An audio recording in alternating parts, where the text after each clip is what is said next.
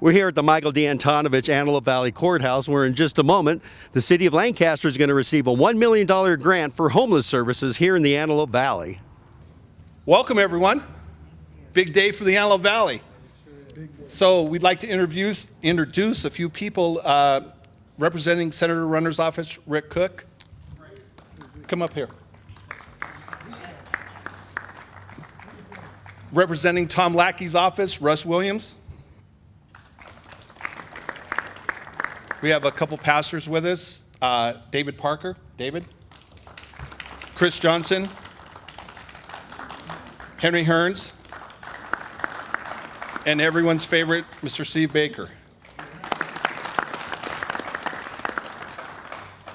This next person we've got to know throughout the valley. She's helped us bring a lot of effort to the valley. Every time I'm out, she's always asking, what can we do for you? She's not like other people out in the valley or that are running for office that are just, and we never see them again. Kathryn has stepped up. She has stepped up to help this valley like no one else has. So without further ado, Kathryn Barger. I have notes, but I don't do very well with notes. I like to speak from the heart, and I'm going to in this situation. I first have to say thank you, Marv, and thank you, Mark Bazigian, City Manager of Lancaster, because, quite frankly, people think the County of Los Angeles County can do everything. And we try, but the reality is when it comes to the homeless population, we can't do it alone. And the commitment that I have made and will continue to make is challenging all 88 cities in LA County to step up to the plate and work with us. This is an example today of what can be done. Lancaster has a vision. They understand what the needs are. Working with the faith-based community with Grace Resource, they know how and when to spend the money. As a result, today, for me, is exciting because this is the first of many that we are going to do as it relates to working to address the homeless population. I tell people it's not a one-size-fits-all, and it's not just about the people sitting on the streets. It's also about those that are one paycheck away from being homeless. It's a holistic approach. We can't do it alone. I look forward to working with the faith-based community.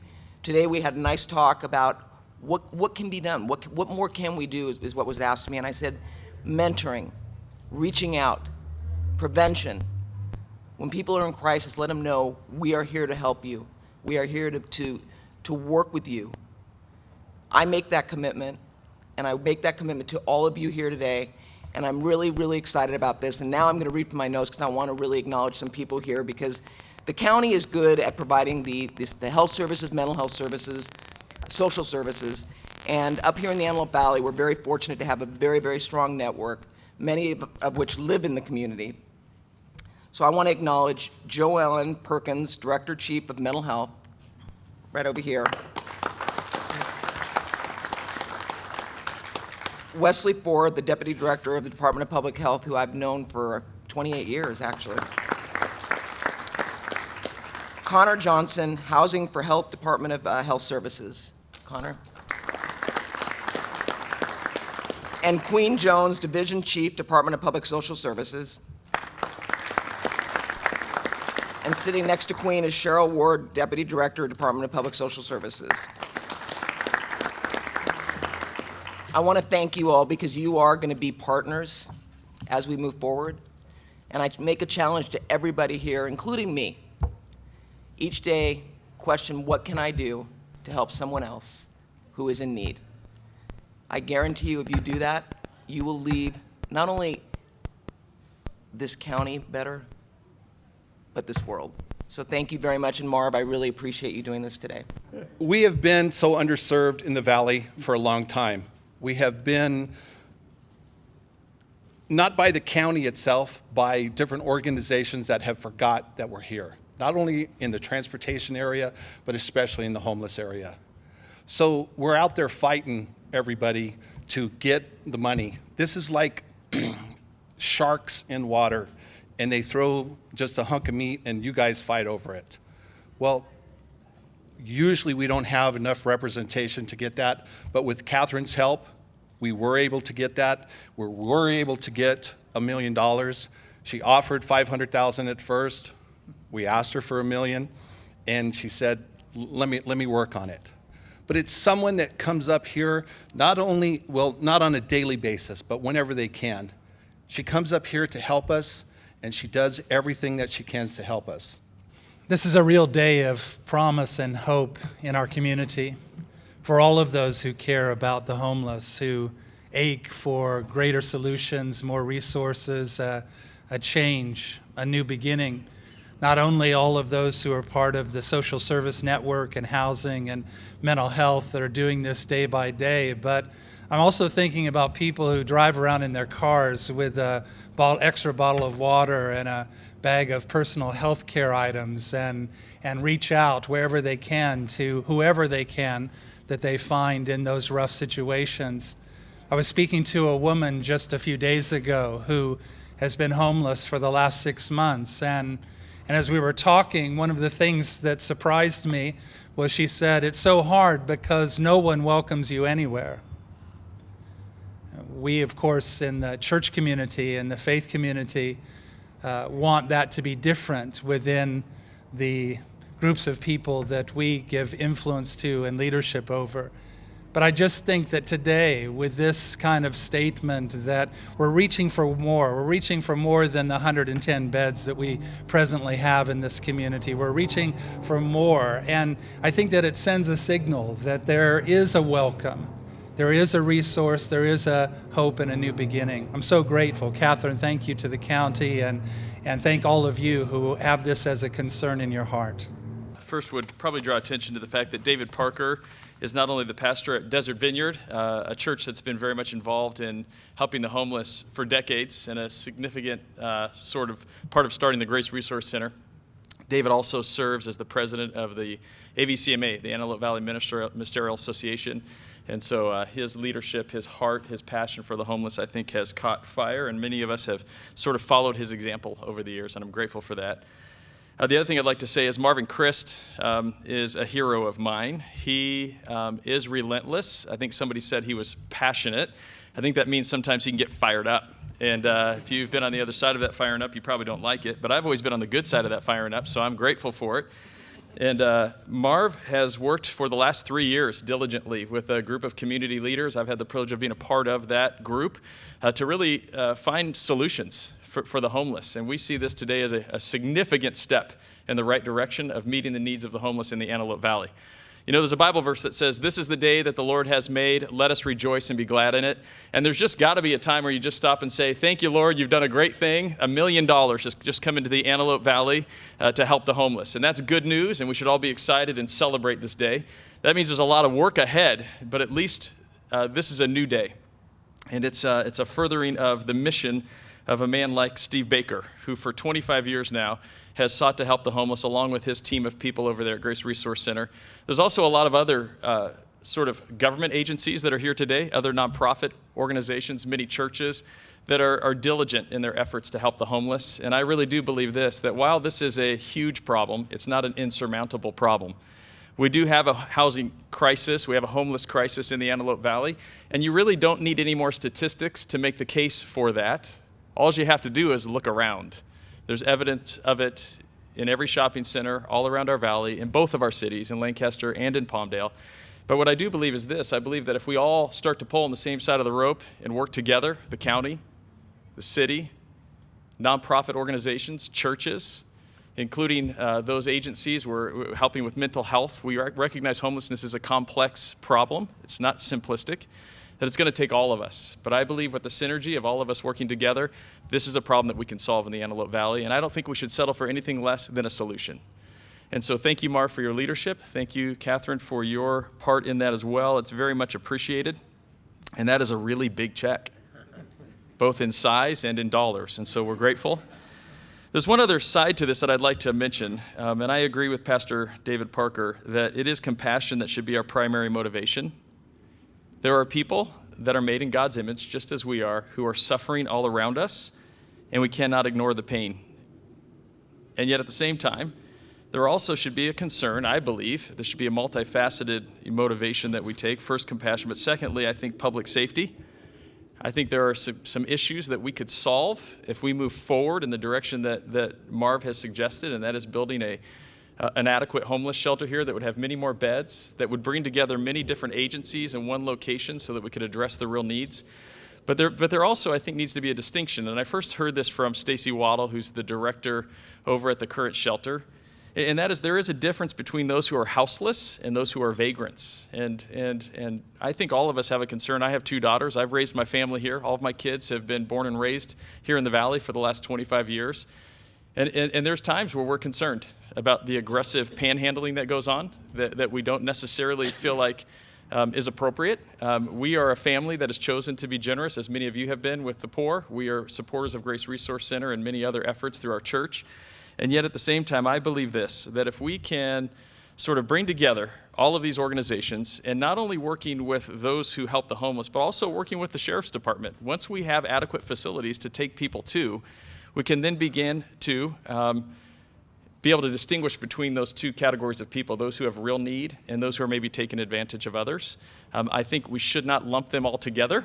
They're each individual people, and we've got to be able to discern the difference. But I know the city of Lancaster is committed to, and this is in their words, to cleaning up the city as well. And I think that is a secondary motivation, but I think it's also a good motivation. And so thank you, Marv, for your commitment, and we will continue to work together and to support.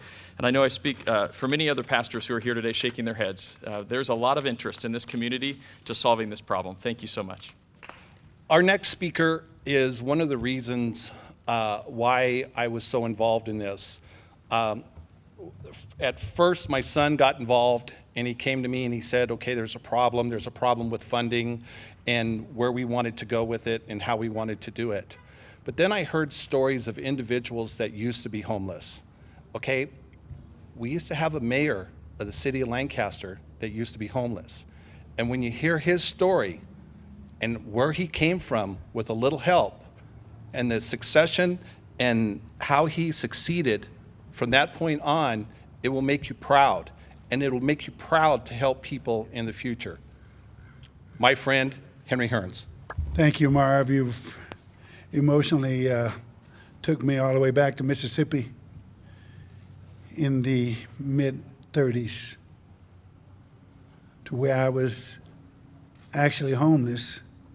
And even when I was in the house that was on the plantation where I lived, it was almost homeless because it rained and snowed in my house. But at least for most of the time, I had at least that. But there was a time when we were actually homeless, and my little mama, who had never been to school in her life, during the time that my daddy was in World War II, went and begged the white guy who owned the plantation to allow us to have on his plantation a place to live and take care of his house and pick the cotton and do the things that was necessary. So Marv, thank you for all you do and all of the rest of everybody that's here, my 2 brothers and the pastors, David and Chris and all the other pastors that are here. Thank you all. God, I cannot keep myself together on this. But I am so thankful, Kathryn, that with the many years that you worked there with Mike, and I've always known that Mike had a heart for the poor and the people who could not handle themselves, and then you working there for him, and over these many years, we know that you're trained and ready to make something happen, not only down in the valley, but up on the mountain in the valley. So we appreciate that. And I remember this, and I'm going to say this about Kathryn. One of our very famous presidents made a statement once: ask not what your country can do for you, but what can you do for your country? That's Kathryn. That's Mike. They're absolutely, that's Marv, that's a ton of us here. But particularly when we are beginning to look for someone to take Mike's place, who has a heart like Mike, and that is to be able to say, what can we do for you in the Antelope Valley? Never will forget, many years ago, and tell me when I've used up 3 minutes here and I'm quit. Because I am a preacher after all. But I never will forget going to a meeting downtown on Temple Street. And we began to look at the map. And the Antelope Valley was nowhere on that map. So I screamed and yelled. I did everything except use some words that I shouldn't use. And we're on the map now. We got people who care about us. And Kathryn, we know you care about us. And to come up with $1 million makes a lot of bricks for us, buy some land for us, and makes us ready to do something for our homeless people here in the community. Let me kind of close out with this by saying, ladies and gentlemen, it's going to take all of us. And I think Chris Johnson covered that very well. And I'm glad to be a part of a city of Lancaster, who is not ashamed to be recognized with the poor. I can't forget the day that I came to work one day, and that was when I was mayor the first time. And I think that was 91 when I was mayor the first time. And there was a whole bunch of homeless people sitting out in the front yard, and I saw the deputies getting ready to herd them off. And I said, oh, no, no, no. Oh, no. Bring them on in my office. And I had them to set up the mayor's office and brought about 15 of them and just sit them on the floor anywhere you can. My staff wasn't too pleased with that because it was a smell that stayed in there for a while after they left. But we brought them all in the office, and these guys said, did you know we're in the mayor's office? I said, no, you're in a guy's office who was just like you at one time. And I just want you to know that I care about you and we're thankful for you. That day, I took all the money I had and went and bought hamburgers for each one of them. We sat out over on the railroad track and ate hamburgers together because I wanted to revisit myself. So let me close by saying, ladies and gentlemen, it takes the city of Lancaster, who are our leaders. It takes the sheriff department. It takes the Christian community. It takes the school system. It takes all of us to take care of any one of us. Thank you so very much for being here today.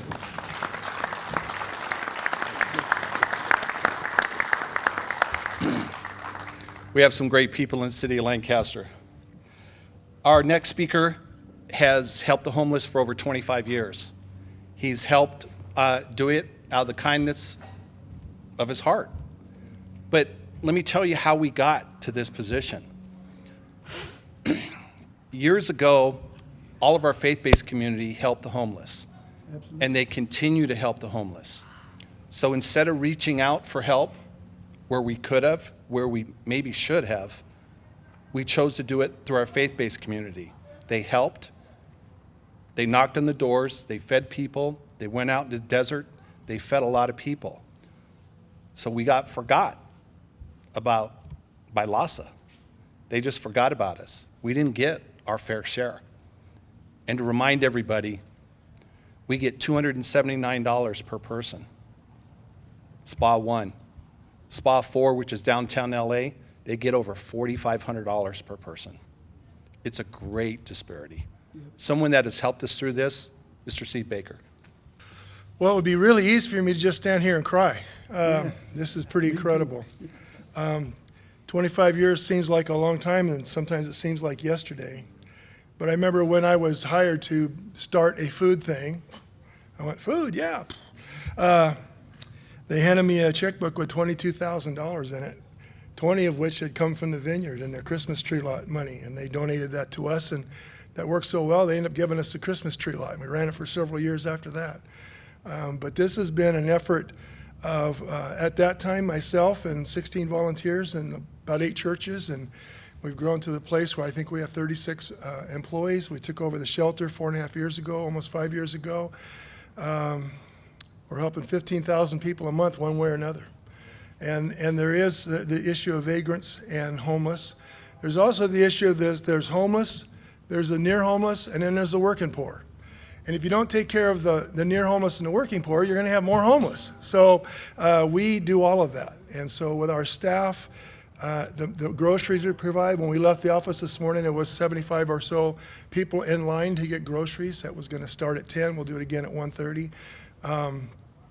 We serve 3 meals a week at Grace. We have 2 in Palmdale on Tuesdays and Thursdays. And, you know, and since we've started doing the meals, other churches have picked it up. So almost every day there's a breakfast or a lunch or a dinner that's available somewhere in the valley. And it's all really good stuff. And it's all done by volunteers, many of whom started that desire by volunteering with us at Grace.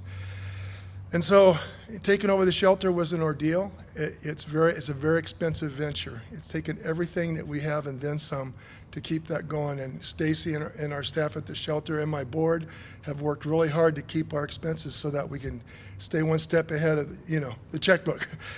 Today is one of those examples. I'm expecting 2 checks in the mail today and another $8,000 check because I have a $30,000 commitment tomorrow. That's not fun, but God's good. He's going to work it out. But I just need to tell you, that's the reality that we deal with every day. And so this $1 million and our relationship with Kathryn and the rest of the county, where'd Fred go? Fred's been our cheerleader. Thanks, Fred. You're incredible. I'd never name drop because Governor Brown said it wasn't polite. But we have some great cheerleaders down in LA now from the county who's realized that we're viable, that realize that we do what we say we're going to do at any cost, and that we've never missed our commitment. And that's because we're committed to God. My pastor, I love him dearly. He's way shorter than I am, but that's okay. Our theme at church is love God and love people, and that's what we do. And when we had our little rally thing out on 60th and I a few months ago, there was several signs that love God and love people, and that's our theme every day. We love God and we love the people we get to serve.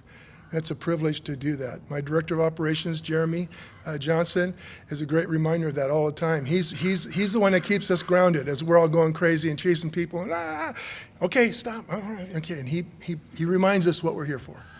And so I just want to remind you all what we're here for. We're here to love God, to love one another, to pool our resources, to in an intelligent, compassionate, deliberate, and for Stacy's sake, intentional way, she taught me that word, we're going to take care of the people of this valley. And we're not going to let anybody fall through the cracks. We're going to support the other groups that want to do that as well, because it takes a village. We all have to do this together. So for me, after 25 years of doing what I do, my biggest job has been to build trust with the people that need us. So food builds trust. It fixes nothing else. It just builds trust. Our classes we teach builds trust. The graduations we have from those classes builds trust and gives people a little bit to stand taller for and go out and find a job or get back to school or get back with their families.